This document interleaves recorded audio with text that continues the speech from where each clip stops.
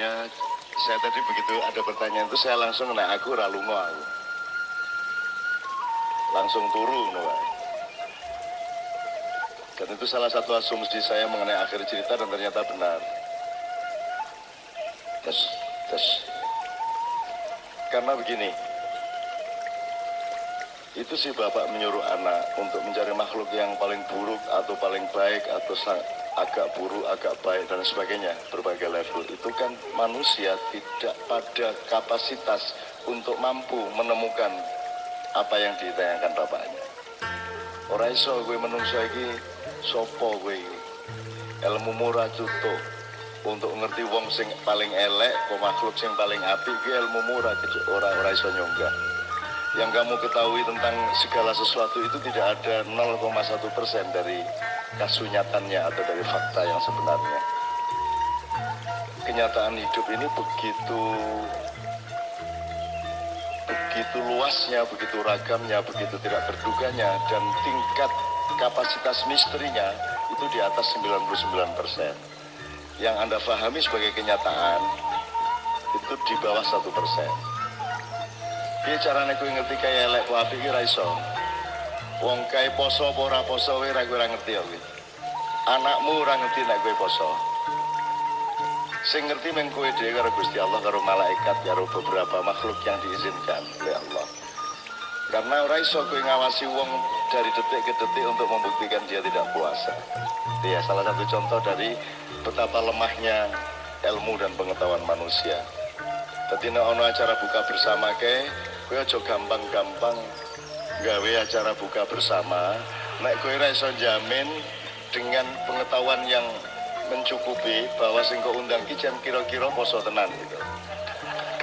Dadi kok nek orang tuh nanti dalam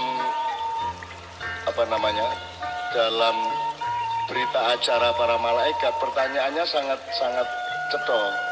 Kenapa kamu mengundang orang-orang, mengundang berbuka puasa, dan yang kamu undang adalah orang-orang yang tidak berpuasa? Terus Anda menjawab, loh, mereka kan orang Islam, mestinya berpuasa, loh, nggak bisa ngomong mestinya. Poso para poso gitu tuh mergo identitasnya. Itu peristiwa yang bisa terjadi setiap saat, dan setiap saat juga dia bisa berubah. Jadi nek ning pati ketok ya ora pati oke hanune resikone. Jadi kira-kira sing diundang buka bersama kio ya relatif ya do poso. Nek ning Jakarta kowe ra iso. Tapi nek Liverpool diundang buka puasa bersama. Dia nek hari Tanu ngundang acara buka puasa bersama, itu berarti dia bukan peristiwa religi, dia bukan peristiwa ketuhanan, itu peristiwa kebudayaan, bahkan peristiwa politik gitu ya. Itu satu contoh aja, nggak saya perluas, nggak saya perdalam, tapi pokoknya orang iso kowe. Orang di pengetahuan kowe, wong kowe iki negeske kae Islam apa duduhe ra iso kok. Kowe saiki ngarani aku wong Islam kuwi ya spekulatif loh. Nek aku iki apa jenenge ya? Nek aku iki memang berperan, saya oleh suatu kelompok yang rahasia di bumi, saya diutus untuk menjadi tokoh Islam.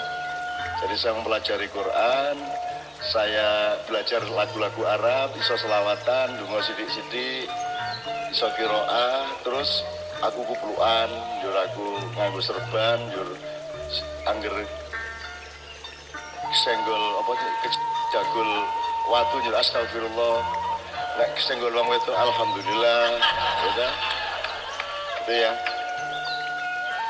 Tapi itu kan alat-alat penipuan saya untuk membuat Anda saya jebak sehingga Anda menyimpulkan saya seorang muslim. Tapi kan Anda tidak bisa jamin bahwa saya muslim atau tidak. Jadi ketika bapak itu mau menyuruh anaknya untuk mencari makhluk yang terburuk, nek aku dadi anaknya aku langsung turu. Rumangsamu Gusti Allah kok piye kok ngomong ngono kuwi, ngono aku jawab aku sing iso mung Gusti Allah kuwi. Malaikat kuwi kudu konfirmasi sik nang Gusti Allah. Gitu loh. Nabi-nabi pun tidak mampu, karena Nabi tidak diberi kemampuan sampai sejauh itu. Nabi tidak tahu jumlah sel, jumlah atom, jumlah proton, neutron, tidak paham juga. Jadi banyak yang tidak kita ketahui. Jadi Orang mungkin berangkat aku tadi kawan menunggu. Nah, itu alasan pertama. Alasan kedua adalah isone menungso ki ora kemampuan manusia itu tidak pada memastikan kenyataan yang dia cerap atau yang dia teliti. Yang bisa dilakukan manusia adalah merasa dirinya jelek. Dan itu semacam kewajiban moral sebenarnya. Makanya semua nabi menyebut dirinya zalim. Ini kuntu minadh dhalimin, Rabbana dzalamna anfusana dan lain sebagainya. Jadi nek cara Jawa ora sah nganggo Quran, wong Jawa wis iso bisa rumangsa, ora rumangsa bisa. Jadi wong Jawa nek wong Jawa tenan ki ora gelem berangkat ki. Aku ora rumangsa bisa kok, aku ora mungkin aku kok le bagus sih golek wong elek kowe iki apik apa piye kan ngono nek wong Jawa. Kan duwe rasa ngono kuwi jadi ndak akan mau menerima perintah yang seperti itu. Mending langsung aja bilang, "Loh, kula mboten sah berangkat wong kula mboten sah golek sinten-sinten wong sing paling elek niku kula dhewe." Lah sekali ngomong ngono to jane nek wong Jawa. Itu mulane wong Yaman ada-ada imigrasi rene iki ben rasa-rasa kaya ngono kuwi. Jono supit. Karena orang Jawa itu punya peradaban dan punya teknologi batin yang berpuluh-puluh abad lamanya yang membuat dia memiliki makrifat-makrifat batiniah tertentu tanpa melalui ajaran-ajaran. Jadi wong Jawa iso mbedake bener karo pener, iso mbedake oke banget lah. Setiap kata-kata Jawa, setiap peristiwa atau perilaku dalam bahasa Jawa itu diterjemahkan secara sangat detail. Itu tidak hanya bermakna budaya, itu juga bermakna rohani. Apa wis? Nek kaya ngene iki ora mungkin disebut pengkajian yang disebut pengajian. Karena kita orang Jawa, maksudnya karena kita hidup dalam peradaban Jawa. Nek pengkajian itu pekerjaan majelis taklim, yaitu pekerjaan untuk taklimul hayat, untuk mempelajari hidup, mendata, menganalisis, mengasumsikan, menyimpulkan, itu majelis taklim. Jadi majelis taklim itu bukan media pengajian. Saiki majelis taklim ini kan acara pengajian. Aku salah. Majelis taklim itu simposium intelektual. Lah kuwi wae kowe ora mudeng kok bedane kok. Kono majelis taklim mau seragam, ora ana hubungane karo taklim. Ora ana hubungane. Terus nyeluk ustaz. Lho ustaz iki biasanya paling ora ilmiah kok.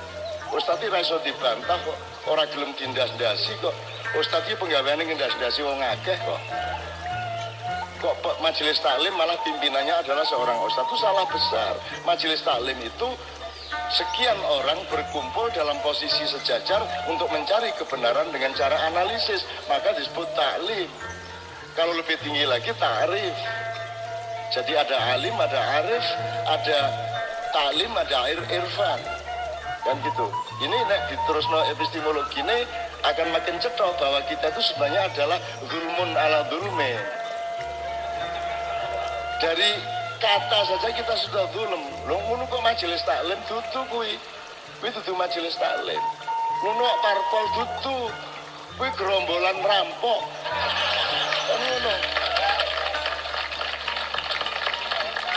Setan we kalah pinter nggon ngerampok.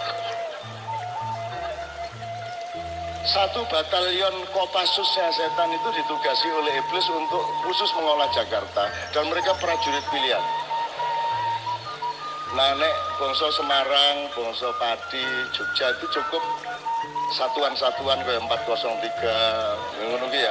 Tapi bukan Kopassus, yang Kopassus taruh Jakarta. Dan mereka punya multi intelijen yang luar biasa dan mereka akhirnya menyimpulkan yang harus paling digoda itu 1 Demokrat, 2 Golkar, nomor 3 PDIP. Itu kesimpulan para setan. Jadi mereka fokus untuk menggoda hatinya orang Golkar, orang Demokrat sama orang PDIP. PKS sudah diperhatikan. Malah kecolongan. Nah, itu ceritanya. Nah, setan saja yang teknologi batinnya jauh di atas kita itu tidak ngerti kok buruk dan baik sampai ke tingkat kasunyatan seperti yang bapak tadi memerintahkan kepada anaknya. Jadi alasan kedua untuk tidak pergi menuruti bapaknya adalah ya kita langsung bilang ini kuntu minadh dhalimin kok, ya aku iki sing elek. Loh, perkara kowe elek tenan po ora elek ki dewan jurine sapa? Lah iyalah kok kowe iki gelem dikongkon bapakmu ndelok wong elek. Aku iki Gusti Allah apa piye? Anek kowe gelem berangkat berarti kowe pekok. Berarti kowe bodoh. Nek kowe duwe kecerdasan sithik wae, tur kowe duwe rasa kaya wong Jawa, kowe ora berangkat. Lah napa lho bapak niku golek dadak golek wong elek angel-angel. Lah kula dhewe niki nggih sing paling elek kok lho garing ngono to ya. Nah itu alasan kedua, kenapa saya tidak berangkat. Ini saya berangkat dari makalahnya beliau ya. Betul. Makalah itu artinya dari bahasa Arab makola, apa yang dia mengatakannya. Kalau yang ditulis jenenge makutiba, apa yang dituliskan. Nah kuwi wis salah to, Dong. Ning kampus kae pekok to makalah ditulis. Nek ditulis kuwi makutiba. Lek ngono arep golek wong elek, lah raimu rumangsamu apik apa aku iki sing paling elek. Apa meneh golek asu barang, lha pekok to asu kok ditekani. Asu ora ono elek, ora ono apik.